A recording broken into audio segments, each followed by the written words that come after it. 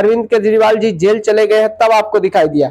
आप जेल जाने से पहले ये चीज को अगर खुलासा करते कि नहीं, मैं पार्टी में बहुत ज्यादा भ्रष्टाचार हो रहा है, माननीय केजरीवाल जी बहुत ही भ्रष्ट नेता है, मैं इस पार्टी से इस्तीफा देता हूं, मैं मंत्री से इस्तीफा देता हूं, तो जनता भी समझता कि चलिए आप एक।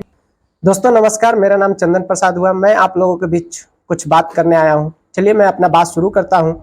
जिस तरह से अभी राजनीतिक घटना दिन पे दिन घटते जा रहा है, कुछ मंत्री कुछ विधायक हर पार्टी से इस्तीफा दे रहे हैं, तो कुछ पार्टी से भागते हैं, तो मैं कुछ पार्टी भ्रष्टाचार के पार्टी पे आरोप लगा के चले जाते हैं।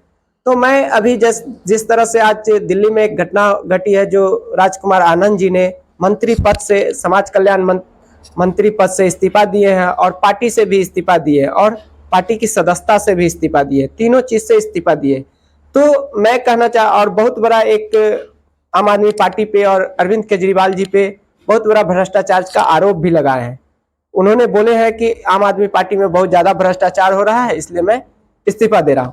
मैं राजकुमार आनंद जी से ये पूछना चाह रहा हूं कि राजकुमार आनंद जी 2020 हो गया, 21 हो गया, 22 हो गया, 20 में छोड़ दीजिए, 21, 22, 23, पूरे 3 साल में आप सरकार में थे, सरकार में आपको कोई भ्रष्टाचार नहीं दिखाई दिया। जिस तरह से 2023 में नवंबर महीना में आपके ठिकाने पे ईडी की छापा पड़ती है और उसके बाद अभी अप्रैल महीना में आपने लोकसभा चुनाव चालू हो गया है, प्रचार भी हो रहा है, नामांकन भी हो रहा है पूरे देश में। तो इस समय आपको एक एट ए टाइम, जिस तरह से अभी अरविंद केजरीवाल जेल भी चले गए हैं, तो आपको जब अरविंद केजरीवाल जब जेल चले गए हैं तो आपको मंत्री पद से इस्तीफा देना एक बहुत ही बड़ा चिंता की विषय है और इस पे जनता को सोचना होगा कि किस तरफ इशारा जा रही है। तो कहीं ना कहीं इनको कुछ डर होगा, कुछ चीज को सताया जा रहा होगा, इसीलिए ये मंत्री पद से इस्तीफा दिए होंगे। कहीं ना कहीं ये सोचने की चीज है और कहीं ना कहीं ये विचार करने की जनता की बहुत बड़ी चीज है।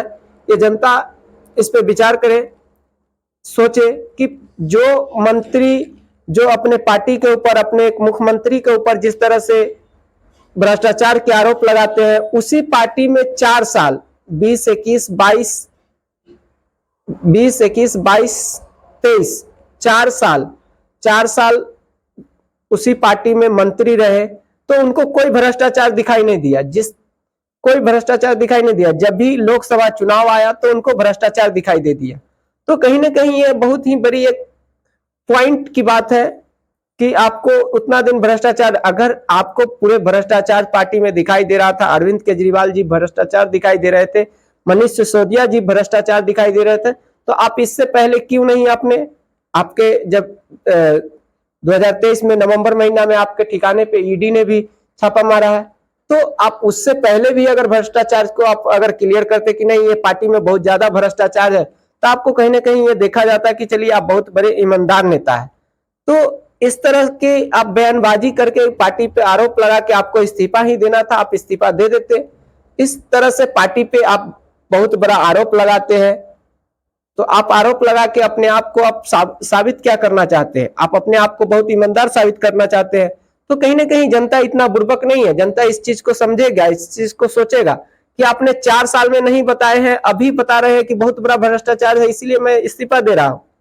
तो जनता को इतना मूर्ख मत बनाइए राजकुमार आनंद जी।